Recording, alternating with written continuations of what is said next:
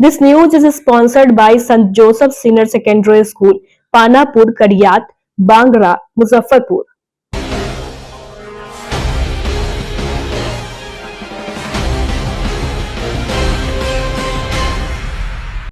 नमस्कार, स्वागत है आपका डेन न्यूज में और दिन भर की तमाम अहम खबरों के साथ मैं हूं आरती सिंह। आगे बढ़ने से पहले आइए नजर डालते हैं आज की खास खबरों पर।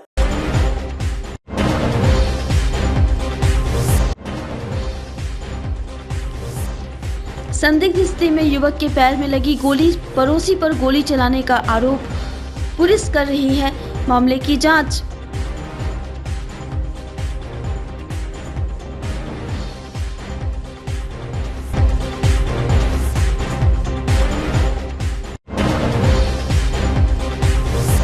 कैसे IMEI बदलकर विदेशों तक पहुंच रहे थे चोरी के मोबाइल, मुजफ्फरपुर रेल पुलिस ने खोला बड़ा राज।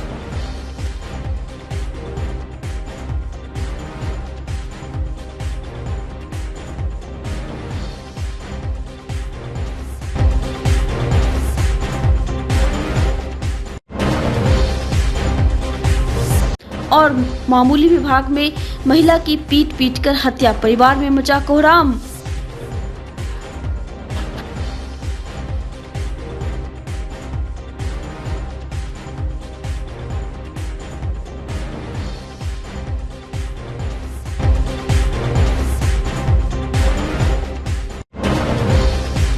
ये थी सुर्खियां और अब खबरें विस्तार से। मुजफ्फरपुर में एक युवक के पैर में गोली मार दी गई। गोली से घायल युवक ने अपने पड़ोस के ही युवक पर गोली मारने का आरोप लगाया है। इधर सूचना पर पहुंची पुलिस ने मामले की जांच शुरू कर दी है। घटनास्थल पर FSL की टीम को भी बुलाया गया। घटना मीनापुर थाना क्षेत्र के चक जमाल गांव की है, जहां मोहम्मद जाकिर नामक युवक के पैर में गोली लग गई। गोली से घायल युवक को इलाज के लिए मेडिकल में भर्ती कराया गया है। घायल युवक के द्वारा बताया गया कि वह मूल रूप से मीनापुर थाना क्षेत्र के चक जमाल गांव का रहने वाला है। वह गोवा में रहकर टायर का व्यवसाय करता है।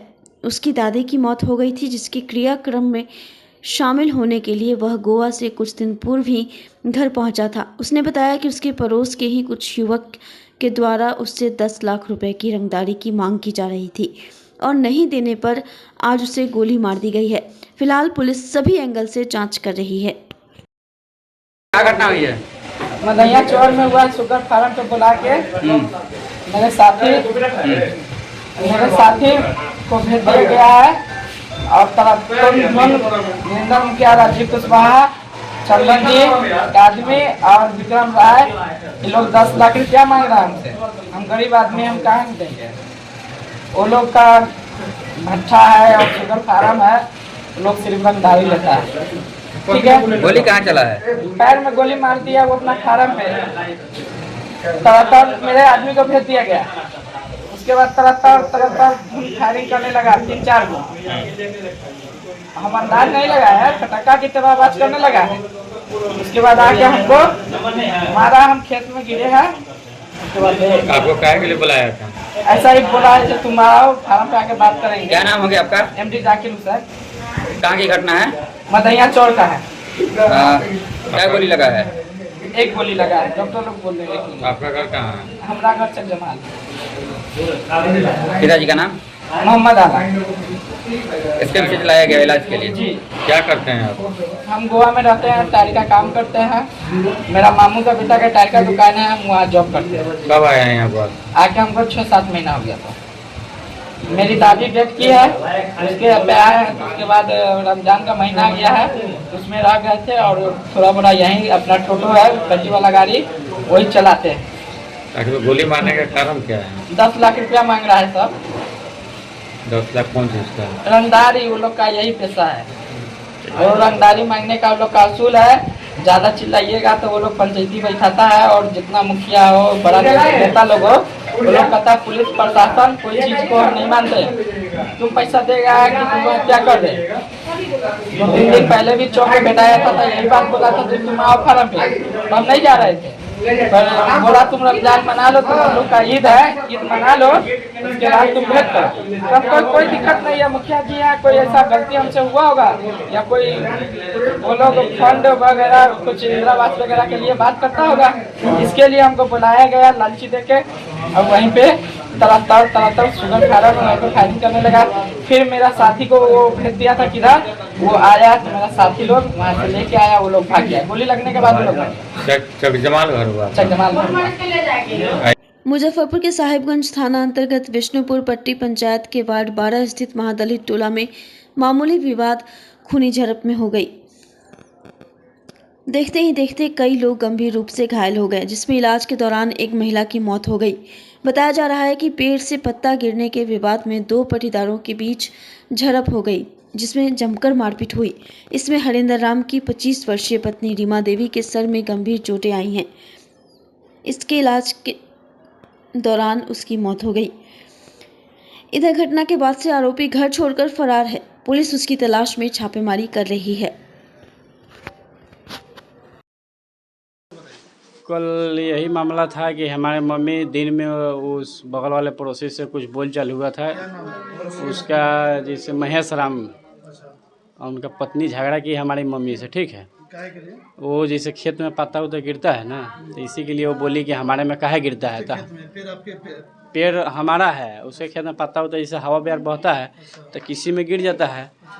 तो उसी के लिए मतलब 2 दिन पहले से झगड़ा उगड़ा कर रहा था। तो हमारे मम्मी बोला कि तुम्हारा भी पत्ता गिरता है हमारे छत पर। तो उसके बाद लेके हो गया, जो आपके छत पर गिरता है। हाँ उसका पेड़ है। तो उसके बाद हम क्या किया, मम्मी को हम शाम को समझा दिए कि मम्मी ज़्यादा झगड़ा मत कर, तो चुप हो गया। उसके बाद वो क्या किया, वो उधर जाके जो एंट्री पार्टी लोग है हमारा गांव में, उससे जाके मिल उल के पूरा मीटिंग बना लिया कि ठीक है कल आज इसको मारना है। और देख लिया शाम को दोनों भाई हम लोग चले गए साहिबगंज। तो इससे क्या किया, जैसे ही 7 बजे 7:30 अंधेरा जब हुआ, हमारी मम्मी गई दूरा पर, वही बोलने कि तू गरी वही तभी ले काहे बड़े, वही लोग मार दिया कल के रोड से उसका बेटा अनुज कुमार, वही महेश राम का। क्या नाम है? अनुज कुमार, अभिषेक कुमार, वो दोनों कॉल का हैंडल लेकर भाग रहा था। तो वो लेके क्या किया, उसको मार दिया, मेरी मम्मी को मार दिया पहले यहाँ पे। तो यहाँ पे फट गया है, तो 3 टाका लगा हुआ है। तो उसके बाद गई हमारी ये जो रीमा कुमारी जो डेट की है, हाँ वो मेरी भाभी है, और एक मेरी और भाव है प्रियंका कुमारी, वो भी गया। दोनों आदमी उसको बुलाने, तब तक रीमा भाभी को मारकर ऐसे मारा लात से पेट पर कि पूरा गिर गया पीछे, इस पर भेन की तरफ चोट लग गया। उसके बाद पेट में भी जख्म आ गया। तो उसके बाद ये भी आके पेट लेके यहाँ पर सो गई, रोने लगा। उसके बाद हमारे पास फ़ोन गया, उसके बाद हम तुरंत आए वहाँ से। तो तब तक मेरा वीरेंद्र भाई है एक छोटा, तो 10 मिनट पहले आया था, मेरे 5 मिनट पहले। तो उसको भी देखे तो मार के भी यहाँ बेहोश कर दिया था। हम गाड़ी लगाए दरवाजे पर। उसके बाद इलाज तो हुआ 4 आदमी का हमारे घर में जी। 4 आदमी का है, उर्मिला देवी, शांता देवी। उर्मिला देवी मेरी मम्मी है, और शांता देवी बड़ी वाली भाभी है, और रीमा मुझे मेरी माझिली भाभी है, और एक मेरी भाहो है, ठीक है। उसके बाद रीमा देवी का मौत हुआ है जी भाभी, इलाज यहीं और हुआ या मुजफ्फरपुर? 2 आदमी का वहाँ मुजफ्फरपुर हुआ है जी, और 2 आदमी के यहाँ हुआ है, जिसमें एक आदमी डेट कर गया मुजफ्फरपुर। अभी आरोपित लोग फरार है कि वो लोग फरार है पुलिस को कंप्लेन किए थे? जी। क्या कंप्लेन बोले पुलिस तो बोला है कि ठीक है वहाँ से आएगा, जैसे ही हमको सूचना वैसे ही वो सबको पकड़ाहट करेंगे। अभी भी पुलिस आई थी? अभी आया क्या थी बोले पुलिस? पुलिस, बोली है कि जैसे आपका इंजरी लिखाया है वो हमारे पास कल या परसों आ जाएगा। उसके बाद उस आधार पर हम उसको खोज भी, थाना में आवेदन नहीं दिए थे कल, हम जिसमें जा नहीं पाए थाना पर। मैं कहे कि मैं इमरजेंसी ज़्यादा था। अच्छा, आप कंप्लेन कीजिएगा। तो हम थाना को बोले कि फ़ोन से भी कह सकते हैं ना। तो बोला कि ठीक है। तो अभी आया था थाना वाला, लिख के ले गया अभी। तो बोला है दीजिएगा ना थाना में? जी देंगे। क्या नाम है आपका? 2 पक्षों के बीच में मारपीट कल रात्रि में हुआ, जिसमें उनका इलाज के लिए, बेहतर इलाज के लिए मुजफ्फरपुर मेडिकल में भेजा गया, जो कि वहाँ उनका मृत्यु हो चुका। डेड बॉडी उनके गांव, अपने गांव में विष्णुपट्टी आया है, और आते ही तत्काल सूचना मिलते ही पुलिस गश्ती दल के साथ में हम लोग उस जगह घटनास्थल पर पहुँचे कि पुलिस की तरफ से विशेष एक्शन लिया जाएगा और दोषियों पर कार्रवाई किया जाएगा, ताकि हम लोग 84 आ रहे हैं बताकर कि आप लोग दाह संस्कार कीजिए, और पुलिस की तरफ से विशेष एक्शन लिया जाएगा। ट्रेनों में बढ़ते चेन स्नैचिंग और मोबाइल चोरी के मामलों पर शिकंजा कसते हुए मुजफ्फरपुर रेल पुलिस ने एक बड़े गिरोह का पर्दाफाश किया है। रेल एसपी के निर्देश पर रेल डीएसपी रोशन गुप्ता के नेतृत्व में कार्रवाई कर चोरी के मोबाइल का EMEI नंबर बदलकर बेचने वाले गिरोह के 3 सदस्यों को गिरफ्तार किया गया है। पुलिस ने इनके पास से 34 महंगे स्मार्टफोन, एक टैबलेट और एक लैपटॉप बरामद किया है, जिसकी कुल कीमत करीब 6 लाख रुपए आंकी गई है। रेल डीएसपी रोशन गुप्ता के अनुसार गिरफ्तार आरोपियों का नेटवर्क ट्रेनों में सक्रिय मोबाइल और लैपटॉप चोरों से जुड़ा हुआ था। गिरोह चोरी के मोबाइल खरीदकर उसका EMEI नंबर बदलने के बाद ब्लैक मार्केट में बेचता था। पुलिस ने बरामद लैपटॉप की जांच में पाया कि इसमें कई विदेशी ऐप इंस्टॉल थे, जिनका इस्तेमाल चोरी के मोबाइलों का EMI बदलने के लिए किया जाता था। EMEI बदलने से सर्विस लांस टीम के लिए इन मोबाइलों की लोकेशन ट्रेस करना बेहद मुश्किल हो जाता था, जिससे अपराधियों को पकड़ना चुनौतीपूर्ण बन जाता था। यह कार्रवाई 28 मार्च को हुई एक झपटमारी की घटना के बाद शुरू हुई। मधुबनी जिले के झंझारपुर थाना क्षेत्र के यात्री ओम प्रकाश कुमार ने से ट्रेन संख्या 13211 दानापुर इंटरसिटी एक्सप्रेस में नारायणपुर स्टेशन के पास मोबाइल छीन लिया गया था।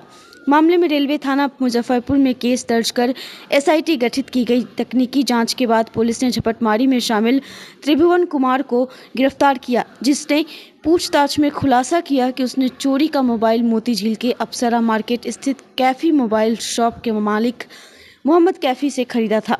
इसके बाद पुलिस ने कैफी मोबाइल शॉप पर छापा मारकर वहां से मोबाइल का लॉक तोड़ने वाले कुंदन कुमार सिंह और रोहित कुमार को गिरफ्तार किया।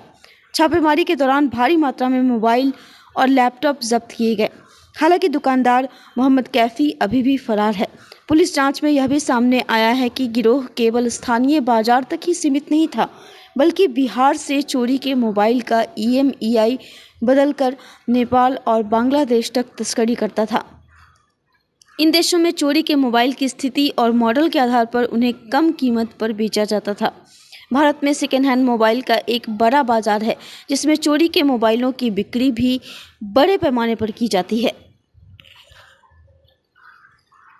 देखिए, एक्चुअली विगत माह 28 मार्च 2025 को नारायणपुर स्टेशन के गुमटी नंबर 99 के पास एक मोबाइल छिनतई की घटना कारित हुई, जिसमें वादी ओम प्रकाश कुमार, जो कि झंझारपुर का रहने वाला है, वो इंटरसिटी से झंझारपुर से हाजीपुर जा रहा था। उसी दरमियान इसके साथ नारायणपुर स्टेशन के पास ये घटना हुई। इसमें एक व्यक्ति के द्वारा मोबाइल छीन के कूद गया। पुनः सुसंगत धाराओं में FIR दर्ज करते हुए मुजफ्फरपुर रेल थाना के द्वारा इसमें वरीय पदाधिकारी के निर्देश पे SIT का गठन हुआ और DIU की टीम और लोकल इंटेलिजेंस के माध्यम से हम लोग छापामारी शुरू किए। और उसी दरमियान एक व्यक्ति त्रिभुवन कुमार की गिरफ्तारी हुई, जिसके पास से ये मोबाइल बरामद हुआ। त्रिभुवन कुमार के से पूछताछ के बाद ये पता चला कि उसने एक मोबाइल दुकान से ये मोबाइल खरीदा है। तो उसके शिनाख्त पे कैफी मोबाइल दुकान, जो कि अप्सरा मार्केट मोती झील में है, वहाँ पे रेड किया गया। तो जहाँ से कुल 33 मोबाइल, एक एसर कंपनी का लैपटॉप और एक सैमसंग का टैबलेट बरामद किया गया। जब मोबाइल जाके वहाँ दिए थे लॉक वगैरह? हाँ, ये बयान में यही बात आया है सामने कि त्रिभुवन कुमार 6500 रुपया में वहाँ से मोबाइल खरीदा था। उस दुकान से 2 अरेस्टिंग और हुई है, रोहित कुमार की और कुंदन कुमार सिंह की। अग्रतर अनुसंधान जारी है। सर, दुकानदार का क्या रोल लग रहा है इसमें? ये एक्चुअली देखिए, जैसे प्रथम दृष्टया मामला दिख रहा है कि हाँ, वहाँ पे चोरी के मोबाइल लाकर वहाँ पे IMEI चेंज करना या वहाँ से खरीद बिक्री का कार्य होता था। ये जो मोबाइल बरामद है, ये जो घायल जिसको ट्रेन से मधुबनी के रहने वाले थे, उनकी मोबाइल थी? त्रिभुवन कुमार के पास से उसकी मोबाइल रेडमी कंपनी का जो था वो बरामद हो चुका है। वो कहाँ से बरामद हुआ? वो त्रिभुवन कुमार के पास, जो तुर्की का रहने वाला है, वो यही मुजफ्फरपुर से रेड के दौरान बरामद हुआ। कितने दिनों से ये कर रहा था और कितने मोबाइल? एक्चुअली देखिए, अभी मामला अनुसंधान अंतर्गत है, धीरे धीरे पर्दाफाश होते जाएगा और आप लोग को अग्रतर जानकारी दी जाएगी। हाँ, इसमें आईफोन, रेडमी, सब तरीका का मोबाइल। सारे मोबाइल चोरी के हैं या फिर कुछ? ये देखिए, अनुसंधान चल रहा है। उसके सारे मोबाइल के संबंध में उसके द्वारा कोई वैध कागजात प्रस्तुत नहीं किया गया, तो अभी अनुसंधान अंतर्गत सारे मोबाइल पे एक एक करके जांच की जाएगी। क्या दुकानदार जानते थे कि चोरी या छिनतई का मोबाइल जानबूझ के लोग तोड़ते? ये अभी दुकानदार जो कैफी मोबाइल शॉप है, उसके जो ऑनर है, उनको खोजने की प्रयास हो रही है। वो उनके मिलने के बाद ही ये और चीजें क्लियर हो पाएंगी। घटना के बाद जो मेन दुकानदार है वो फरार है? हाँ, वो अभी फरार है। उनको पकड़ने के लिए रेड किया जा रहा है। पूर्व में भी इस दुकानदार के ऊपर किसी तरह के कोई मामले रहे हैं? नहीं, अभी फिलहाल तो हम लोग के संज्ञान में नहीं है, लेकिन हम लोग पता करेंगे कि टाउन थाना वगैरह से इनके ऊपर कोई मामला दर्ज है कि नहीं। अच्छा, कैफे मोबाइल के प्रोप्राइटर का नाम क्या, रहने वाले का? ये एक्चुअली अभी पता नहीं है, दरभंगा के पता चल रहा है कि रहने वाले हैं, तो आगे इनके बारे में खोजबीन जारी है। जो लोग पकड़े गए हैं, अरेस्ट हुए हैं, या उनके ऊपर भी किसी तरह का कोई रिकॉर्ड है, क्राइम रिकॉर्ड? वो हम लोग पता करेंगे, हमारे थाना अंतर्गत या मुजफ्फरपुर टाउन थाना या अन्य किसी थाने में इनके खिलाफ मामला दर्ज है कि नहीं, ये सब प्रक्रियाधीन है। और मुजफ्फरपुर में एक ऑटो से 8 बोरा बिहार विश्वविद्यालय के एडमिट कार्ड बरामद किए गए हैं। दरअसल 1 अप्रैल को यूनिवर्सिटी बंद होने के बाद यूनिवर्सिटी थाने की पुलिस की नज़र एक ऑटो पर पड़ी। संदिग्ध स्थिति में बोरा लदा देखकर पुलिस ने ऑटो चालक से पूछताछ की। संतोषप्रद जवाब नहीं मिलने पर पुलिस ने बोरा खोलकर देखा तो उसमें एडमिट कार्ड भरी पड़ी थी। पूरे मामले को लेकर डीएसपी टाउन 1 सीमा देवी ने बताया कि यूनिवर्सिटी थाना की पुलिस ने संदिग्ध परिस्थितियों में एक ऑटो को रोका। उस ऑटो पर बोरे में भरकर एडमिट कार्ड की कॉपी रखी हुई थी। ऑटो ड्राइवर की पहचान अहियापुर थाना क्षेत्र के मोहम्मद मुस्तकीन के रूप में हुई है। मुस्तकीन ने पुलिस को पूछताछ में बताया कि विश्वविद्यालय कर्मी ने ऑटो बुक किया था। बोरा लोड होने के बाद जब पुलिस पहुंची तो वह कर्मी फरार हो गया।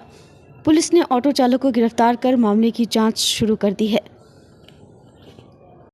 कल दिनांक 1 अप्रैल 2025 को विश्वविद्यालय थाना को सूचना मिली थी कि किसी टेम्पो चालक के द्वारा कुछ प्रवेश पत्र, जो कि एक प्रति छात्र को मिल जाती है, दूसरी प्रति उसके पास यूनिवर्सिटी के पास रहती है, तो उनको एक जगह पर इकट्ठा किया जाता है। वहाँ से किसी व्यक्ति के द्वारा टेम्पो के में लाद कर उसको ले जाया जा रहा है। उसी पर कार्रवाई करते हुए हमने उस टेम्पो चालक को अपने हिरासत में लेते हुए उसको आज न्यायिक हिरासत में भेज दिया है और कांड संख्या 825 दर्ज किया है। आगे अग्रतर कार्रवाई चल रही है। अनुसंधान के क्रम में हम सीसीटीवी खंगाल रहे हैं। आगे जो भी होगा उसकी सूचना दे दी जाएगी। चालक से पूछताछ में यही बताया गया है कि किराए पे लिया गया था उसको खुद नहीं पता था कि क्या चीज़ उठाई जा रही है, लेकिन फिर भी यूनिवर्सिटी में अगर वो घुस रहा था तो उसको कम से कम सत्यापन इस चीज़ का कर लेना चाहिए था कि वो किसके अधिकारी क्षेत्र से कोई चीज़ ले रहा है, तो किसकी अधिकारिता से या परमिशन से वो ले रहा है। संसद में पेश वक्फ संशोधन विधेयक के खिलाफ बुधवार को मुजफ्फरपुर के कल्याणी चौक पर इंसाफ मंच के बैनर तले वक्फ संशोधन बिल का प्रति जलाया गया। इस दौरान केंद्र सरकार के खिलाफ जमकर नारेबाजी की गई। प्रदर्शन में महागठबंधन के कई दलों ने शिरकत की और कहा कि वक्फ संशोधन विधेयक बाबा साहब के संविधान पर हमला है। स्थानीय कल्याणी चौक पर विधेयक का प्रति जलाते हुए भाकपा माले के मुजफ्फरपुर सचिव सूरज कुमार सिंह ने कहा कि भारतीय जनता पार्टी इस बिल के सहारे कई निशाने कर रही है। एक तो उसके पास चुनाव में जाने के लिए एजेंडा नहीं है, वहीं वह अपने उसी पुराने नफरत के एजेंडे ध्रुवीकरण के सहारे चुनाव जीतना चाहते हैं और बिहार को कब्जा करने की नीयत से नीतीश कुमार, जीतन राम मांझी और चिराग पासवान को भी ठिकाने लगाना चाहते हैं। भाजपा जानती है कि उन्हें मुसलमान का वोट नहीं मिलता, लेकिन सहयोगियों को मुसलमान का वोट मिलता है। इसलिए भाजपा इस बिल को बिल्कुल बिहार विधानसभा चुनाव से पहले लेकर आई है। मौके पर राजद के प्रदेश प्रवक्ता डॉक्टर मोहम्मद इकबाल शमी, कांग्रेस के मोहिनुद्दीन फैसल, भाकपा माले के नगर कमेटी सदस्य शाहनवाज हुसैन उर्फ नौशाद, जितेंद्र किशोर, अब्दुल मजीद, राशिद, अफजल, मुजफ्फर अहमद सहित दर्जनों लोग मौजूद थे। बिल आज संसद में पेश हो गया, ठीक है, बहस चल रही है संसद में। आज हम लोग सड़क पर उतरे हैं कि हमारा जो मांग ये है कि हम मुस्लिम समाज से आते हैं। अभी तक मोदी सरकार इस बिल पेश करने से पहले कोई रेफरेंडम मुस्लिम समाज से नहीं लिया। इन्होंने कोई भी राय शुमारी मुस्लिम समाज से इन्होंने नहीं लिया।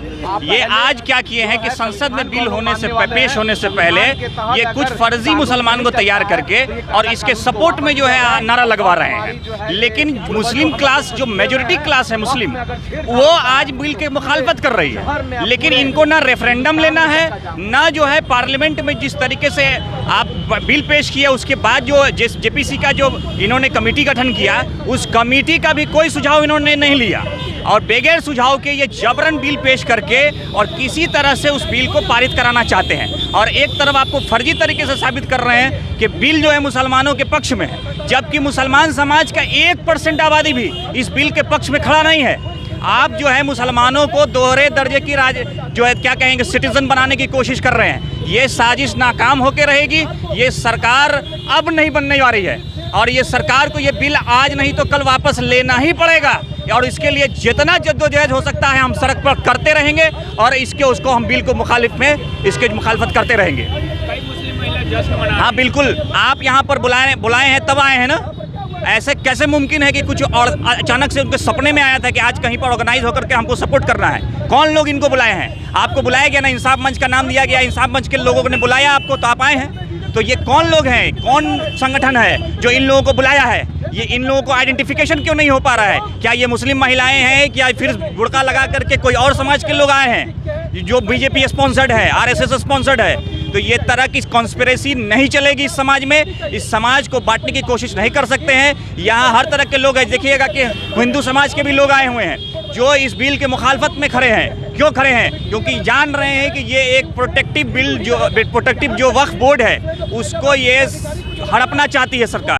आज आप देख रहे होंगे कि यहाँ पे तमाम धर्म के लोग हैं, ठीक है, वक्फ संशोधन बिल के विरोध में पर्ची जला रहे हैं। आप एक चीज़ को बताइए, जिस कौम के लिए, जिस कम्युनिटी के लिए जो बिल आप ला रहे हैं वो कम्युनिटी, वो कौम ही खुश नहीं है, तो आप ला क्या रहे हैं? ये बीजेपी वाले लोग, आरएसएस के लोग सिर्फ बांटना जानते हैं, हिंदू मुसलमान कराना चाहते हैं। वो जो है कभी भी 10 साल से आप देख लीजिए हमेशा मुसलमानों के खिलाफ, उन्होंने कोई भी बिल लाया मुसलमानों के खिलाफ, हमेशा बांटने की राजनीति। तो मैं बता देना चाहता हूँ कि वक्फ संशोधन बिल अगर कहीं वापस नहीं लिया गया तो सड़क से लेकर सदन तक के जोरदार आंदोलन होगा। तमाम मुसलमान लोग और हिंदू हमारे भाई और दलित भाई ये क्या कर रहे हैं कि संविधान के अंदर में संशोधन कर रहे हैं। क्यों संशोधन कर रहे हैं? कि अल्पसंख्यक समाज रोड पर आके अपनी बात को, अपने हक हुकूक की लड़ाई नहीं लड़ सके, दलित समाज का लोग अपने हक, अपने हुकूक की लड़ाई को लड़ नहीं सके। तो मैं चेतावनी देना चाहता हूँ ये कथाकथित तमाम लोगों को जो बीजेपी के सब सहयोगी हैं, मुस्लिम समाज को, उनको भी, बीजेपी के तमाम लोगों को, आरएसएस वाले लोगों को कि इस बिल के खिलाफ आप एकदम जो है न्यूट्रल हो जाइए, नहीं तो सड़क से लेकर सदन तक के आपको छोड़ने का काम पूरा आवाम हिंदुस्तान का नहीं करेगी। आज संविधान संशोधन बिल की जो प्रति है वो प्रति आज यहाँ पे कल्याणी चौक पर जो जलाया गया है। भारतीय जनता पार्टी जिस राज्यों में चुनाव लड़ने के लिए जब जाती है तो वो राज्यों में चुनाव लड़ने से पहले वो इस तरीके का नफरत का एक ब्लूप्रिंट तैयार करके रखती है और देखिएगा कि हमेशा टाइमिंग वही चुना जाता है। अभी बिहार विधानसभा का चुनाव होने वाला है और ठीक चुनाव से पहले जो है कि ये जो है ना वक्फ संशोधन विधेयक को जो है कि लेकर सामने आए हैं। ये एक बिल के जरिए ये 3-4 जगहों पर निशाना लगाना चाह रहे हैं। एक तो है कि भारतीय जनता पार्टी कभी भी अपने किए हुए काम के आधार पर वोट नहीं मांगती है, वो उनमें ये साहस नहीं है कि अपने काम के आधार पर वो वोट मांगे। दूसरा है क्या कि बिहार विधानसभा के चुनाव में उनको अपने सहयोगियों को भी सल्टाना है। अब नीतीश जी को सल्टाना है, जीतन राम मांझी को सल्टाना है, चिराग पासवान को सल्टाना है। भारतीय जनता पार्टी इस बात को तो जानती है कि हमको मुसलमान वोट नहीं करता है, लेकिन ये हकीकत है कि बिहार के अंदर में नीतीश कुमार को तो कुछ मुसलमान वोट करते हैं, जीतन राम मांझी को तो कुछ मुसलमान वोट करते हैं, चिराग पासवान को तो कुछ मुसलमान वोट करते हैं। तो इन लोगों को सल्टाना है। तो भारतीय जनता पार्टी ने नहीं कौन बिल्कुल वो उस बिल के पक्ष में खड़ी है। इसलिए तो हम कह रहे हैं कि भारतीय जनता पार्टी एक बिल लाकर वो कई जगह निशाने साध रही है और वो इस बिल के जरिए इन तमाम सहयोगियों को भी बिहार विधानसभा के चुनाव में देखिएगा सबको सल्टा देगा। ये इसमें से कोई भी लोग जीतने नहीं जा रहे हैं, ये सारे लोग जो है चुनाव हारेंगे। और भारतीय जनता पार्टी इस कोशिश में है कि बिहार पर हम अपना कब्जा करें, बिहार को हम अपने जो है कि पूरे आगोश में ले ले, ये उसकी चाल है। अब आप आज मुसलमानों के वक्फ के खिलाफ जो है कि बिल लेकर आ रहे हैं, कल आप हिंदुओं के खिलाफ बिल लेकर आइएगा। मैंने कहा कि स्टेशन के परिसर के अंदर में जो मंदिर कैसे टूट गई, रातों रात जो है कि मंदिर के मूर्ति को उठाकर कैसे जो है अखाड़ा घाट में फेंक दिया। रेलवे की जमीन है, आपकी सरकार है केंद्र में, आपका मंत्री है, कैसे जो है कि मंदिर हट गया। तो भारतीय जनता पार्टी की सरकार को हिंदुओं से कोई लेना देना नहीं है, जान रही। इनको सिर्फ अपनी कुर्सी बचानी है, इनको कुर्सी की राजनीति करनी है। इसलिए ये लोग इस तरीके की चीज़ों को खेल रहे हैं। और जान रहिए कि राम जन्मभूमि न्याय ट्रस्ट बोर्ड बना हुआ है, 15 लोग उसमें हैं और इस 15 लोग में एक जो फैजाबाद का जिलाधिकारी है वो भी पदेन सदस्य होने की उसका होता है। उस प्रोविजन में लिखा हुआ है कि अगर फैजाबाद का कोई जिलाधिकारी अगर हिंदू अगर ना होगा तो उसके जगह पर कोई एडीएम जो हिंदू होगा उसको इसमें शामिल करना है। क्यों? अरे वो ब्यूरोक्रेट्स आदमी है, वो नौकरशाह है। क्या नौकरशाह का भी कोई मतलब धर्म हो गया जिसके आधार पर आप उसको कमेटी से बाहर कर दे रहे हो? तो आप जब अपने लिए जब आप कोई बेहतर चीज़ खोजिएगा तो दूसरों के लिए भी आपको वही चीज़ तय करना होगा। इसीलिए ये वक्फ अमेंडमेंट बिल, ये समझिए कि मोदी सरकार के लिए बहुत कठिन चुनौती है और ये संघर्ष लड़ाई यहीं नहीं रुकेगी। ये संघर्ष और लड़ाई बहुत आगे जाएगा। मुजफ्फरपुर में ऑटो रिक्शा कर्मचारी संघ एवं ई रिक्शा कर्मचारी संघ ने बुधवार को बिहार सरकार के आदेश के खिलाफ विरोध मार्च निकालकर कलेक्ट्रेट में प्रदर्शन किया। इस दौरान राज्य सरकार से स्कूल में चलने वाले ऑटो रिक्शा और ई रिक्शा के खिलाफ दिए गए निर्देश को वापस लेने की मांग की गई। इसके अलावा सरकार से नए नियम के साथ स्कूल में ऑटो रिक्शा व ई रिक्शा का परिचालन शुरू करने की मांग की गई। विरोध मार्च बैरिया स्थित संघ कार्यालय से निकला, जो शहर के विभिन्न मार्ग होते हुए कलेक्ट्रेट पहुंचा, जहां स्कूल में चलने वाले ऑटो रिक्शा के लिए बनाए गए नियम पर विस्तृत जानकारी दी। आपको बता दें कि 1 अप्रैल 2025 से स्कूल में चलने वाले ऑटो रिक्शा और ई रिक्शा के परिचालन को बंद कर दिया गया है। परिवहन विभाग और एडीजी यातायात ने सुरक्षा का हवाला देते हुए एक आदेश जारी किया है। इसके बाद से सभी स्कूलों में परिचालन बंद कर दिया गया है। परिवहन विभाग की तरफ से आदेश निकलने के बाद से ही मुजफ्फरपुर ऑटो रिक्शा कर्मचारी संघ और ई रिक्शा कर्मचारी संघ विरोध प्रदर्शन कर रहे हैं। संघ के महासचिव मोहम्मद इलियास इलू और अध्यक्ष AR अनु ने बताया कि इस आंदोलन के माध्यम से बिहार सरकार के यातायात एडीजी के आदेश का विरोध करते हैं। आज हम लोग प्रदर्शन के माध्यम से जिला समाहर्ता मुजफ्फरपुर को एक ज्ञापन देंगे जो बिहार सरकार को संबोधित होगा। हम लोगों का कहना है कि सरकार कह रही है कि ऑटो सुरक्षित नहीं है, तो जब सुरक्षित नहीं है तो आपने इसको परिचालन का परमिट क्यों दिया? आप इसको जो है लाखों रुपया हम चालकों का लगा हुआ है और आज आप अचानक फैसला ले लेते हैं कि नहीं ये सुरक्षित नहीं है, तो फिर कौन गाड़ी सुरक्षित है? सभी गाड़ियां एक्सीडेंट करती है, सभी गाड़ियों में होता है। अगर आपने कह रहे हैं कि सुरक्षित नहीं है, पिछले 3 साल का रिकॉर्ड देखिए, किसी भी स्कूल के कोई भी ऑटो क्या एक्सीडेंट हुआ है? लेकिन स्कूल की बसें एक्सीडेंट हुई है, जिसका गवाह अभी पिछले दिनों स्कूल की गाड़ी हुआ। हमारा प्रशासन से कहना है कि इस तरह का दमनात्मक रवैया वो न अपनाए जिससे पूरे बिहार में अराजकता का माहौल पैदा हो जाए। हम उनसे पुनः अनुरोध करते हैं, जो पदाधिकारीगण हैं, जो बिहार सरकार के मंत्री हैं, उन लोगों से कि नहीं, इस तरह का कोई भी कानून पास करने से पहले आप बिहार में जो बढ़े हुए लोग हैं, ऑटो चालक के लोग हैं, प्रतिनिधि हैं, उनसे आपको इस पर राय विचार लेना चाहिए, न कि ये मुख्य कानून आप लागू कर दिए। आपका कानून बस सिर्फ जो है अवैध वसूली का धंधा हो जाएगा। जगह जगह रोक के हमारे टेम्पू चालक जो गरीब देहात से बच्चों को लाएंगे, सभी बच्चों के पास जो है आज जो बच्चे 2000 के बसों में जाते हैं, टेम्पू चालक हमारा 1000 रुपया की सवारी पर गली से पहुंचाता है, कल होकर वो नहीं पहुंचाएगा, बल्कि क्या होगा कि देहात से जो आते हैं पुलिस खड़ी रहेगी, उसको रोक के पैसा वसूली करेगी। तो जिस तरीके से बिहार में पहले भी ये सरकार ने शराबबंदी के नाम पर अवैध वसूली का धंधा चालू कर दिया, उसी तरीके से टेम्पू को बंद करके अवैध वसूली का धंधा करना चालू करेगी। हमारा कहना है कि इस तरह का कोई कार्रवाई न करें जिससे आंदोलन का रुख अख्तियार हो। अगर सरकार नहीं मानेगी तो हम लोग आत्मदाह करेंगे। जी, आज हम लोग शांतिपूर्ण तरीके से पैदल मार्च के माध्यम से जिला प्रशासन और सरकार को चेताने आए हैं कि ये मनमाना कानून नहीं चलेगा टेम्पू चालकों पर। इसके लिए हम लोग पुरजोर इसका विरोध करते हैं जो वो कानून लगाया है कि स्कूली ऑटो पर जो है स्कूल के बच्चे लोग को ढोने से मना करने का वो लोग काम किया है।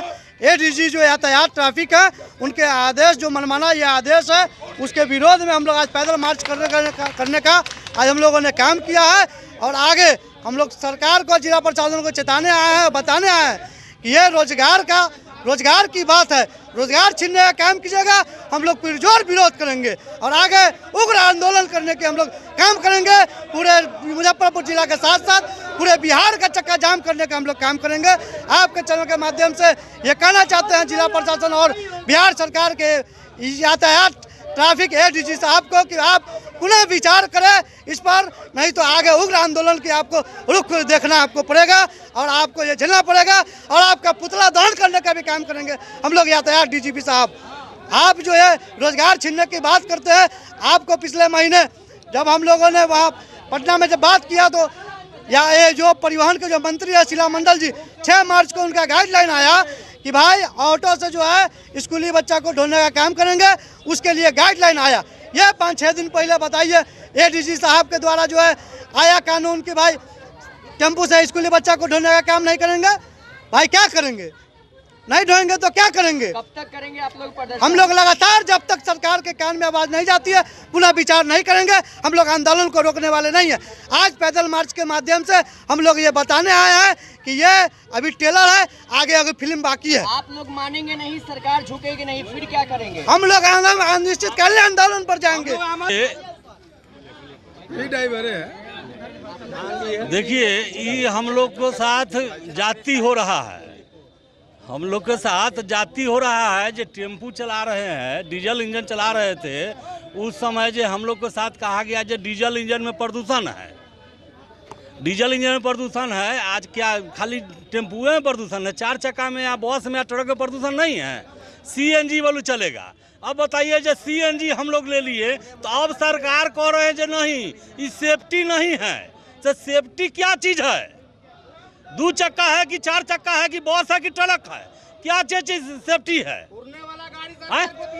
अगर एक्सीडेंट होने वाला होगा तो हम पैदल चल रहे हैं, हम सुरक्षित चल रहे हैं पैदल, अब पीछे से आके मार देगा तो हम सेफ्टी रहेंगे?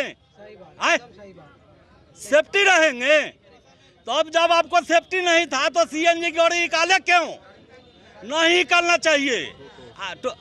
टोटल सिंबल सेफ्टी नहीं है। चले न जाने अगन न बहुरियाते आए, चले अपना नहीं आ रहा है और बता रहे जो सेफ्टी नहीं है। आए, हम लोग पूरा सेफ्टी के साथ चल रहे हैं। नॉर्थ पॉइंट स्कूल में आज 25 साल से प्लस से चल रहे हैं। रिक्शा चलाते थे उस समय से, कोई भी गार्जियन को आज तक ले शिकायत का मौका नहीं मिला है। मेरा नाम लक्ष्मण राय हुआ, घर जमहरुआ हुआ और हुआ ये स्टेट के जमीन में घर बना करके हम हैं। कहाँ गाड़ी चला रहे थे? गाड़ी नॉर्थ पॉइंट स्कूल में चला रहे थे। आज 25 साल से रिक्शा चलाते थे। रिक्शा चलाते हुए कुछ पैसा हुआ, महिला समूह चालू हुआ है तो महिला समूह से पैसा 50,000 रुपया लिए थे और उसके बाद गाड़ी लिए डीजल इंजन। कि सदने वाला था, 1-2 महीना बाकी था, वो नहीं कहा जे नहीं गाड़ी नहीं चलेगा diesel engine. Saint Joseph senior secondary school, Panapur, Kariyat, Bangra, Muzaffarpur, affiliated to CBSE 10+2. Co-education. The school maintains a very efficient team of teachers equipped with physics, chemistry, biology, maths and computer lab. Career-oriented classes through counseling from Standard 6. Skill development through yoga, dance and music. Route-wise vehicle facilities available. Separate hostel facilities for boys and girls. School is always ahead in participating cultural, literacy and other similar activities both at city and state level. Our result in boards, IIT, PMT show our effort. Registration for admission is going on. Registration forms available on Lenin Chowk and Juan Chhapra also. Muzaffarpur में एक अजीबोगरीब मामला सामने आया है। यहाँ पर जिंदा आदमी को भले ही राशन न मिले, लेकिन मृत आत्मा को राशन डीलरों द्वारा दिया जा रहा है। इतना ही नहीं, जब मृत व्यक्ति के पुत्र ने डीलर से संपर्क स्थापित किया और अपने पिता के बारे में जानकारी लिया तो डीलर ने बताया कि वे जिंदा हैं और बराबर मेरे यहाँ आधार कार्ड लेकर आते हैं और अपना अंगूठा लगाकर राशन प्राप्त करते हैं। इस बात को सुनकर पुत्र की हालत काफ़ी ख़राब है, क्योंकि जिस पिता का दाह संस्कार वह कर चुका है, उस पिता का फिर से जिंदा हो जाना यमराज को कटघरे में खड़ा करता है। मामला मिठनपुरा थाना क्षेत्र के कालीबाड़ी रोड सुंदरबाग के निवासी रोहित कुमार का है। रोहित का कहना है कि उनके पिता शंकर शाह की मृत्यु 16 जून 2023 को व उनकी मां की मृत्यु 19 जुलाई 2023 को हो चुकी है। बावजूद इसके उनके पिताजी के नाम से राशन का उठाव बराबर हो रहा है। उन्होंने बताया कि मेरे पास राशन कार्ड नहीं है, सिर्फ राशन कार्ड का नंबर है। पीड़ित राहुल कुमार ने मानवाधिकार अधिवक्ता SK झा के माध्यम से राष्ट्रीय मानवाधिकार आयोग और बिहार राज्य मानवाधिकार आयोग में 2 अलग अलग याचिका दायर की है। मानवाधिकार अधिवक्ता SK झा ने बताया कि यह पूरा मामला काफ़ी पेचीदा है, जिसकी निष्पक्ष जांच के लिए मानवाधिकार आयोग से शिकायत की गई है। मुझे जानकारी मिली है कि मेरा राशन कार्ड बना हुआ है पहले से, तो मैंने डीलर के पास गया लोकल, तो मैंने अपना थंब लगाया। जब वहाँ में अपना जांच करवाया तो उसमें ये मालूम चला कि 2024 में 12 महीना में 10 महीना जो है वो मेरे बाबूजी के थंब इम्प्रेशन से राशन उठा है। जिसमें 1 महीना जो है उसमें मेरा भी नाम से उठा हुआ है, जो कि मैंने लगाया नहीं और इस चीज़ की मुझे कभी जानकारी भी नहीं हुई है। जब इसको मैंने अनुमंडल पदाधिकारी के पास भी जाने का कोशिश किया लेकिन वहाँ तक नहीं पहुँचा, और मैंने इसका जब ऑन रिकॉर्ड सारा निकाला तो उसमें यही हमको दिख रहा है कि बाबूजी के नाम से कोई गलत आदमी जो है उनके थंब इम्प्रेशन से राशन उठा रहा है, जिसकी जानकारी अब तक मुझे नहीं थी। और इसी जानकारी को लेकर मैंने यहाँ कोर्ट में आया, जो अपने वकील से मैंने इस मामले में चर्चा की और आगे इसकी कार्रवाई के लिए मांग की जा रही है। पिताजी की कब मृत्यु हुई थी? पिताजी की मृत्यु हुई है 16 जून 2023 को। कितने साल से उठा रहा है वो राशन? उनके मृत्यु के बाद भी उठ रहा है, कंटिन्यू उठ रहा है। इससे पहले आपको जानकारी नहीं था कि आपका राशन कार्ड है? और मुझे राशन मेरे घर में मिल भी नहीं रहा था। इसकी जानकारी के लिए मैंने पिछले महीने फरवरी में मैं खुद थंब लगा कर मैंने उठाया कि वाकई में ये फॉल्स है कि सही है, यही देखने के लिए। तो मेरा ऑन रिकॉर्ड मेरा नाम भी था, और इससे पहले जो राशन उठ रहा है वो मेरे बाबूजी खुद उठा रहा है। राशन कार्ड में कितने आदमी का नाम है आपके? राशन कार्ड में 6 आदमी का नाम है, लेकिन आपको जानकारी नहीं है? नहीं। डीलर के पास गया तो डीलर का क्या कहना है? डीलर का कहना हुआ है कि आपके बाबूजी का यहाँ पे थंब दिख रहा है और वही राशन उठा के ले जा रहा है। कौन डीलर है, कहाँ, किस वार्ड का है? ये तो मैंने अपने लोकल में गया था जानकारी के लिए, तो वो मुझे ये जानकारी दी, लेकिन ये जो मेरे बाबूजी जहाँ से उठाया जा रहा है अभी तक मैं वहाँ तक नहीं पहुँच पा रहा हूँ। क्या नाम हो गया? रोहित कुमार हुआ। कहाँ के रहने वाले? मुजफ्फरपुर। इनके पिताजी का देहांत जून 2023 में हो गया और इनकी मां का भी देहांत जुलाई 2023 में हो गया। उन दोनों आदमी के देहांत के बाद में इन लोगों को जानकारी हुई कि इनका राशन कार्ड से कोई आदमी राशन वगैरह का उठाव कर रहा है। तो राशन कार्ड इनके पास था नहीं, लेकिन इनके पास में राशन कार्ड का नंबर वगैरह था। जब इन लोगों ने ऑनलाइन माध्यम से जब चेक किया तो मालूम चला कि इनके पिताजी के नाम से कोई व्यक्ति जो है सो उठाव कर रहा है फर्जीवाड़े के तरीके से। जब ये और तहकीकात, जब हम सब आदमी मिल करके जब इसका तहकीकात जब करना शुरू किए तब मालूम चला कि इनके पिताजी का अंगूठा का निशान लग रहा है हर महीने। जब डीलर से, और इसमें हर 2 महीने पर डीलर बदल जा रहा है, तो जब डीलर इसमें 3-4 ठो डीलर इसमें इन्वॉल्व है।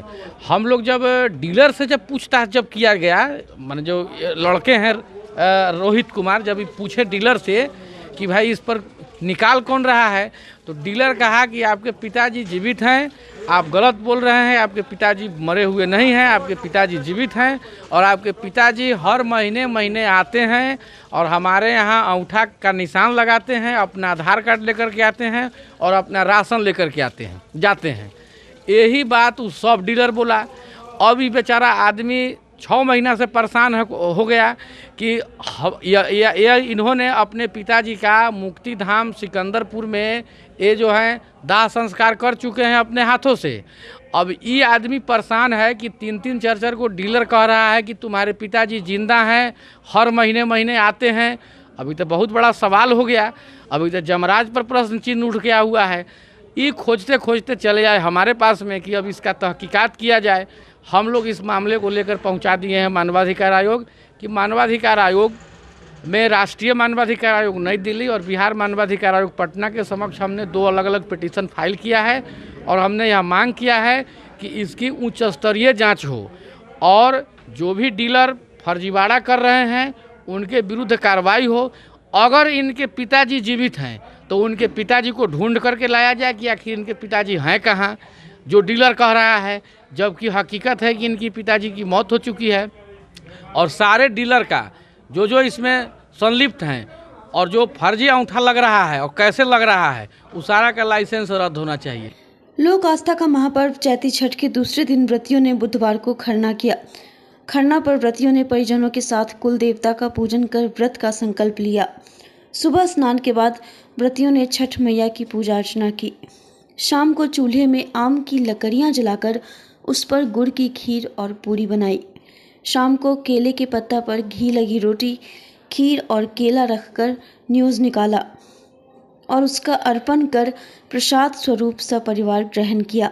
छठ व्रत रखने वाली महिलाओं के साथ परिवार के सभी सदस्य भी कुल देवता की विधिवत पूजा अर्चना कर व्रत को सफल बनाने एवं सुख समृद्धि की कामना की। खरना का प्रसाद ग्रहण करने के बाद भगवान सूर्य को साक्षी मान छठ व्रतियों ने चंद्रास्त के साथ ही 36 घंटे का निराहार व्रत शुरू कर दिया। इस दौरान छठ व्रती निर्जला व्रत करेंगे। इसके बाद चैती छठ पर्व के तीसरे दिन गुरुवार भी शाम में छठ व्रती अस्तलगामी भगवान सूर्य को पहला अर्घ्य देंगे, जबकि शुक्रवार को उदयाचलगामी भगवान सूर्य को दूसरा अर्घ्य दिए जाने के बाद व्रतियों का पारण होगा।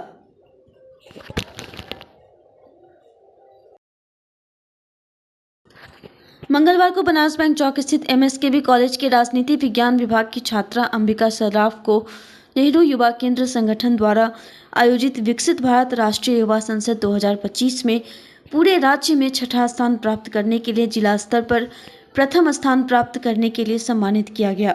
समारोह में प्राचार्य लोकमान्य रविंद्र प्रताप द्वारा स्मृति चिन्ह देकर छात्रा को सम्मानित किया गया। सभी शिक्षक एवं शिक्षिकाओं की तरफ से अंबिका सर्राफ को उपहार देकर प्रोत्साहित किया गया। समारोह में अंबिका सर्राफ ने अपने विधानसभा के अनुभवों को महाविद्यालय की छात्राओं के साथ साझा किया। उन्हें भी इस तरह के कार्यक्रमों में प्रतिभागिता के लिए प्रेरित किया एवं अपनी शिक्षिकाओं को मार्गदर्शन देने के लिए धन्यवाद दिया। ये युवा संसद में अंबिका सर्राफ ने उनका चयन हुआ है, जिसमें जिला स्तर पर प्रथम स्थान इनको प्राप्त हुआ और राज्य स्तर पर छठा स्थान प्राप्त हुआ है। यह हमारे कॉलेज के लिए बहुत ही गौरव की बात है और ये सेकेंड सेमेस्टर की हैं, छात्रा हैं और 24-28 इनका सेशन है। इन्होंने बहुत अच्छा काम किया। ये कॉलेज का शान बढ़ाया, अपने माँ बाप का शान बढ़ाया, अपने समाज का बढ़ाया। जो इस समाज से आती हैं तो ये बहुत बड़ा हम लोग के लिए उपलब्धि भी हुआ है। ये नहीं कि एमएसकेबी का ही नहीं, पूरे समाज के लिए ये गौरव की बात है कि इतना आगे बढ़ के ये अपना रखी हैं वहाँ। यस, हम चाहेंगे कि इसी प्रकार और भी छात्राएं अंबिका से प्रेरणा लेकर अपने महाविद्यालय एवं समस्त बिहार के लोगों का शान बढ़ाएं। मैं छात्रा की उज्जवल भविष्य की कामना करता हूँ। आज आप लोग सम्मानित वगैरह भी किए? हाँ, इनको सम्मानित भी किए और आगे भी कोशिश और भी चाहेंगे कि इसी तरह से मेरी छात्राएं आगे बढ़ें, इनसे मोटिवेट हों।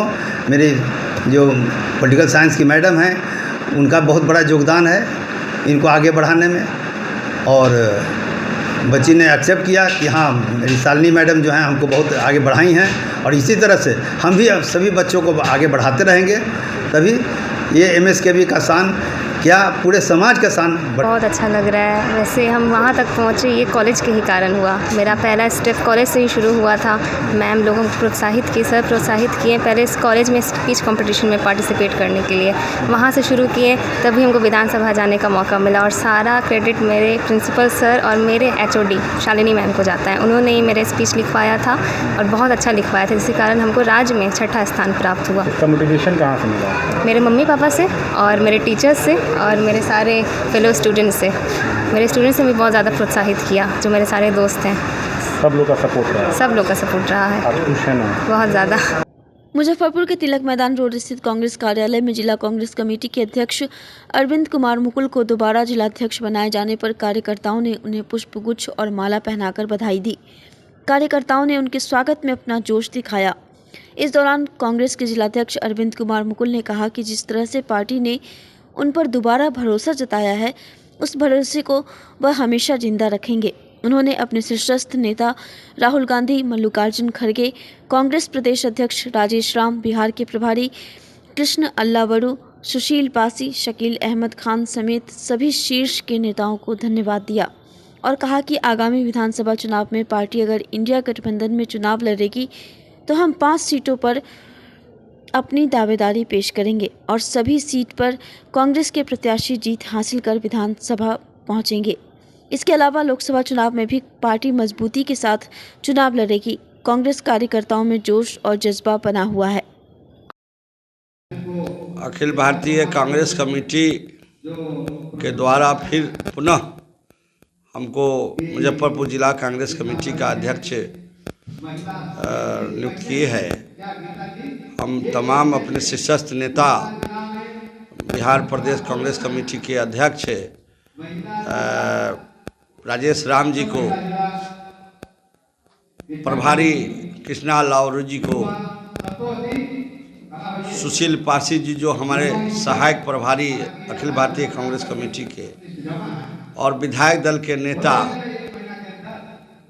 शकील अहमद खान जी को, और अपने राष्ट्रीय अध्यक्ष मल्लिकार्जुन खड़गे जी, राहुल गांधी जी, वेणुगोपाल जी, तमाम शीर्ष नेता को हृदय से हम धन्यवाद देते हैं कि जो पार्टी हम पर विश्वास करके पुनः दोबारा हमको अध्यक्ष पद पर नियुक्ति की है। हम पार्टी के मजबूती के लिए एकदम यहाँ खड़ा उतरेंगे। जिस भरोसा के साथ पार्टी हमको जिम्मेदारी दी है, निश्चित तौर पर पिछले बार एक विधायक और एक विधायक प्रत्याशी को हरा दिया गया, जो कोर्ट में केस चल रहा है। 3 उम्मीदवार थे और इस बार हम 5 उम्मीदवार के लिए दावेदारी, गठबंधन में अगर चुनाव होती है तो 5 उम्मीदवार के लिए हम 11 में 5 उम्मीदवार के लिए हम दावेदारी करेंगे और 5 में हम 5 यहाँ से जिता कर भेजेंगे। और कांग्रेस पार्टी को यह उत्तर बिहार की घोषित राजधानी है, यहाँ कांग्रेस पार्टी को काफ़ी मजबूत करेंगे। मुजफ्फरपुर में मजदूरों की समस्या व केंद्र सरकार के नए लेबर कानून को लेकर बुधवार को मुजफ्फरपुर के तिलक मैदान स्थित कांग्रेस कार्यालय में इंटक की बैठक हुई। इसमें 6 जिला मुजफ्फरपुर, सीतामढ़ी, शिवहर, दरभंगा, समस्तीपुर और वैशाली के इंटक अध्यक्ष एवं सदस्य शामिल हुए। इसमें मजदूरों की समस्या पर केंद्र सरकार को घेरने की योजना तैयार हुई। 20 मई को पूरे देश के मजदूर हड़ताल पर रहेंगे। केंद्र सरकार पर लेबर कानून वापस लेने का दबाव बनाएंगे। गौरतलब है कि एम्बुलेंस के चालक, जन वितरण प्रणाली के दुकानों में सामान पहुंचाने वाले मजदूर एवं अन्य कंपनियों में काम करने वाले मजदूर अपनी मांगों को लेकर आंदोलन करते रहते हैं। इस दौरान इंटक के प्रदेश अध्यक्ष चंद्र प्रकाश सिंह ने बताया कि केंद्र सरकार मजदूर विरोधी नीतियों को आगे बढ़ा रही है। मजदूरों के लिए आज़ादी और आज़ादी के बाद रक्षा के लिए जो 44 कानून है, उसे नरेंद्र मोदी की सरकार ने रद्द कर दिया है। नया लेबर कानून जो मालिक पक्षीय है, उसे लागू करने के लिए संकल्पित है। हम लोग केंद्र सरकार के नए लेबर कानून का विरोध कर रहे हैं।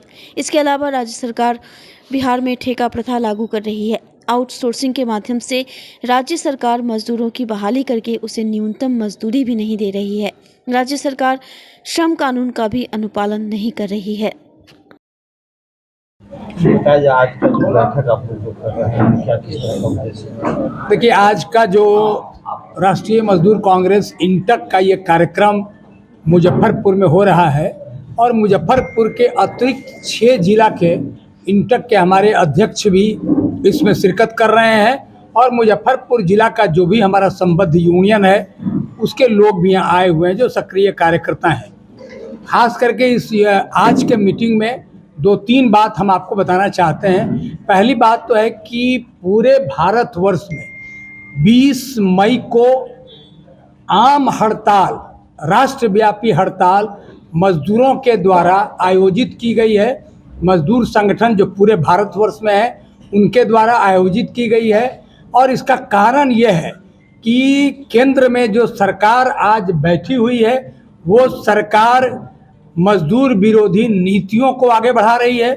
मजदूरों के लिए जो आज़ादी और आज़ादी के बाद के जो कानून जो मजदूरों के हितों के रक्षा के लिए बनाई गई थी, उन तमाम 44 कानूनों को नरेंद्र मोदी की सरकार ने निरस्त कर दिया है और 4 लेबर कोड के माध्यम से वो जो प्रबंधन पक्षीय कानून है, मालिक पक्षीय कानून है, उस कानून को वो आगे लाने के लिए संकल्पित हैं। उसका हम लोग विरोध कर रहे हैं। लंबे समय से लड़ाई चल रही है और आगामी 20 मई को पूरे भारतवर्ष में राष्ट्रव्यापी हड़ताल होगा। इसके लिए भी हम आह्वान करने के लिए आए हैं कि इस हड़ताल को मजबूत करना है और आगे बढ़ाना है। इसके अतिरिक्त राज्य स्तर पर आउटसोर्स की प्रथा, ठेका प्रथा को ये सरकार, बिहार की सरकार आगे बढ़ा रही है और आउटसोर्स के माध्यम से, ठेका के माध्यम से काम करने वाले बिहार के जो लाखों मजदूर हैं उनको न्यूनतम मजदूरी नहीं मिल रहा है। श्रम कानून जो राज्य में है वो श्रम कानूनों का अनुपालन नहीं हो रहा है।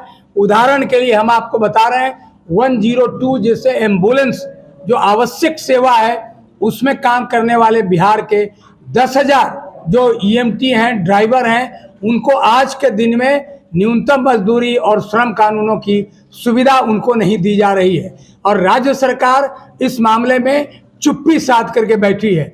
दूसरा उदाहरण आपको दे रहे हैं, जो वो भी करीब उनकी भी संख्या 10,000 के लगभग है और उनका भी आवश्यक सेवा है, इम्पोर्टेंट काम है, जो सारे जन वितरण प्रणाली के दुकानों पर वो माल पहुंचाने का काम करते हैं।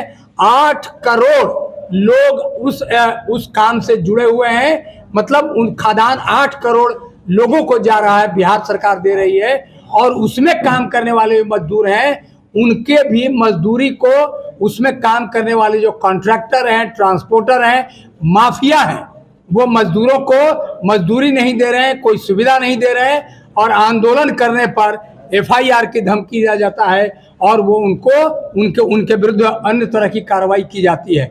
तो ऐसे मैंने उदाहरण के लिए आपको बोला है। मतलब यह हुआ कि बिहार के मजदूर क्यों पलायन कर रहे हैं, इसलिए पलायन कर रहे हैं, लाखों की संख्या में देश में और देश से बाहर काम करने जा रहे हैं, इसलिए कि बिहार में एक तो रोजगार नहीं है, उद्योग नहीं है और जो रोजगार है उसमें उनको कोई प्रोटेक्शन नहीं है, रोजगार की गारंटी नहीं है और अगर रोजगार कर रहे हैं तो मजदूरी की गारंटी नहीं है।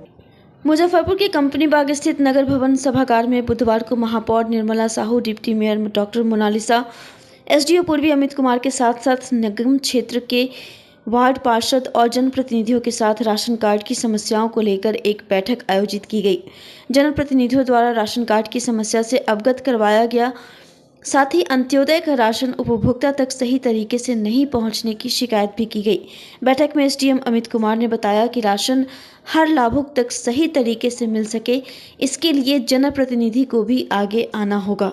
जिस भी डीलर के द्वारा अंगूठा लगवा कर राशन नहीं दिया जाता है, वैसे डीलर की कंप्लेंट आप सीधे हमें करें, वैसे डीलर पर जांच कर उचित कार्रवाई की जाएगी। आज पूर्व से भी जो हम लोग बोर्ड की बैठक करते थे, तो उस बैठक में समस्या हम लोग के बीच में आई कि वार्ड पार्षद लोग के द्वारा कि राशन कार्ड से संबंधित, तो हम लोगों ने उस समय भी बुलाया तो नहीं आया, तो आज हम लोगों ने विशेष उनको बुलाया गया कि जो हम लोग के बोर्ड की बैठक से पहले जो वार्ड पार्षद की प्रत्येक वार्ड में जो समस्या है, जनप्रतिनिधि जो वहाँ के आम जनता लोग हैं जो कि जिसे मतलब जो इसका लाभ जिनको नहीं मिल रहा, बहुत ऐसे लोग हैं जिनका कि इसमें नाम जुड़ नहीं पा रहा किसी समस्या से, बहुत दिन से ही समस्या चली आ रही है और भी डीलर लोग की कुछ शिकायतें जो आई है तो वो सब पार्षद लोगों ने यहाँ पे रखी है। तो उसके लिए जो भी समस्या आई उस पर हम लोगों ने कहा वार्ड पार्षद महोदय लोगों को कि आप अपने अपने वार्ड की जो भी इससे समस्या से छूटे हुए हैं, जो इनकी समस्या है, उनकी एक लिस्ट बना करके एक वार्ड वाइज हम लोग वहाँ पर कैंप लगाएंगे और जो भी समस्या होगी जल्द से जल्द उन समस्याओं का हम लोग निपटारा करेंगे। जो भी राशन कार्ड से संबंधित जो समस्या आ रही है, बहुत ऐसे लोग हैं जैसे कि जो अभी हम लोग दिव्यांग जो अंत्योदय कार्ड बनाना है, जिसमें कि उन अंत्योदय कार्ड के द्वारा जो 35 किलो मतलब उस अनाज देने का प्रावधान है, बहुत लोग उसमें नहीं भी जुड़े हुए हैं। कुछ लोग हैं तो जैसे कि एक बड़ा समस्या यहाँ पर अभी आई कि बड़े फैमिली के साथ है लेकिन उनका एक लोग है लेकिन अलग अलग रह रहे हैं, तो कई तरह की समस्या जो यहाँ पर आई है हम लोगों ने यहाँ पर मंडल पदाधिकारी, आपूर्ति पदाधिकारी लोग हैं, उनकी समस्या का समाधान उन्होंने बताया है कि इस पर हम लोग एक बार बैठक हुई है, जो लोग लिस्ट देंगे उस पर हम लोग फिर काम करेंगे। हाँ, यहाँ पे टाउन हॉल में एक बैठक की गई जिसमें यहाँ से माननीय मेयर, डिप्टी मेयर और सभी वार्ड सदस्य उपस्थित थे, साथ ही अधिकारी लोग भी थे। तो उस पर वही राशन कार्ड और भी जितनी समस्याएं हैं सप्लाई से रिलेटेड या अदर दूसरे समस्या, उसको लेकर के बात की गई और उसका क्या समाधान निकाला जाए कि जो पात्र लाभुक हैं उनको आसानी से उन योजना का लाभ मिल सके, उसको लेकर के बात हुई है। तो हम लोग आगे जो भी सकारात्मक बात हुई है उस पर आगे हम लोग काम करेंगे ताकि उसका फल मिल सके लोगों को। अंत्योदय राशन में फिर गड़बड़ी भी सामने आई है, कई लोगों ने आरोप लगाया। नहीं, ऐसा आरोप आता है, जहाँ से भी आरोप आता है हम लोग कार्रवाई करते हैं और लोगों के द्वारा भी शिकायत किया जा रहा था कि वितरण में भी गड़बड़ी कुछ किया जाता है। तो उस पर मेरा स्पष्ट है कि आप पहले का भी देखिए, जहाँ भी गड़बड़ी पाई गई हमने कार्रवाई भी किया, लाइसेंस रद्द भी किया, कई लोगों पे एफआईआर भी मैंने किया डीलरों पे। तो अगर मैंने स्पष्ट बोला है कि अगर कहीं से शिकायत आती है तो आप हमें इसकी सूचना दें, कंप्लेन करें, हम उस पर कार्रवाई करें। जन समस्या को लेकर सर क्या कुछ ये निवेदन रहेगा मुजफ्फरपुर के लोगों को? जन समस्या में सबसे है कि अगर किन्हीं को समस्या है तो उसका शिकायत अगर अधिकारियों तक पहुंचे तो उसका समाधान किया जा सकता है। तो मेरा स्पष्ट यही रहेगा कि लोग अपना शिकायत को करें और सही जगह पे करें ताकि उसका समाधान निकाले। कि आज बोर्ड की बैठक में स्पेशल एसडीएम साहब को बुला करके और जो वार्ड नंबर 40 हो या पूरे शहर का जो भी राशन डीलर का जो समस्या है, राशन लेने की जो समस्या है, जो जिनका राशन कार्ड में नाम है नहीं जुड़ रहा है, आयुष्मान कार्ड में नाम गलत हो जा रहा है, उन सब का जो भी समस्या था उसको लेकर आज स्पेशल बैठक हुआ। तो हमने भी सब लोगों ने अपना सुझाव रखा, हमने भी सुझाव रखा कि जितने भी जो एपीएल हैं, बीपीएल हैं और एक अंत्योदय कार्ड आता है, अंत्योदय कार्ड उनके लिए आता है। जैसे माननीय आज एसडीएम साहब श्री अमित कुमार सर ने बताया कि अंत्योदय कार्ड विकलांगों के लिए है। विकलांग को उसमें 35 किलो राशन मिलता है, जिसकी जानकारी अभी तक किसी को नहीं थी, उन्होंने बताया है। और वार्ड स्तर पर उन्होंने बोला कि हम कैंप भी लगाएंगे और हम लोग जितने भी जनप्रतिनिधि हैं खुद हम लोग अपने से सर्वे भी करेंगे और ऐसे लोगों को चिन्हित करेंगे जो बिल्कुल ही गरीब है, जिनके घर में फ्रिज नहीं है या फिर टीवी नहीं है या एंड्रॉयड फोन नहीं है, वैसे लोगों को चिन्हित करके एक डाटा देंगे जिनसे उनका अंत्योदय कार्ड बनेगा।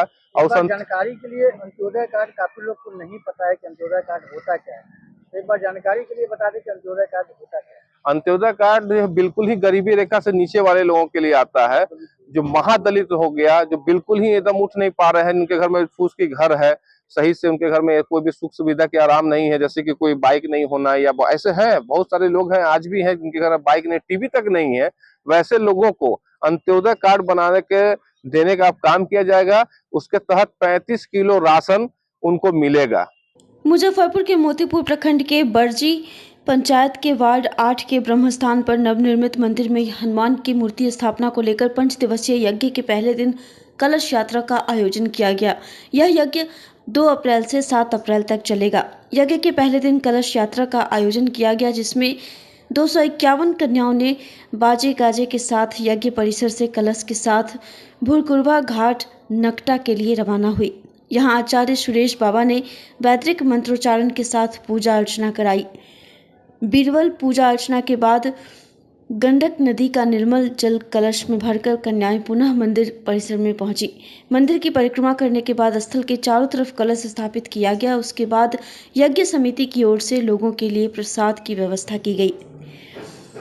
मौके पर राहुल सराफ, आचार्य सुरेश बाबा, यजमान अभय कुमार सिंह, नीरज सिंह, अमित कुमार, रंजीत कुमार, रोशन कुमार सहित हजारों लोग उपस्थित थे।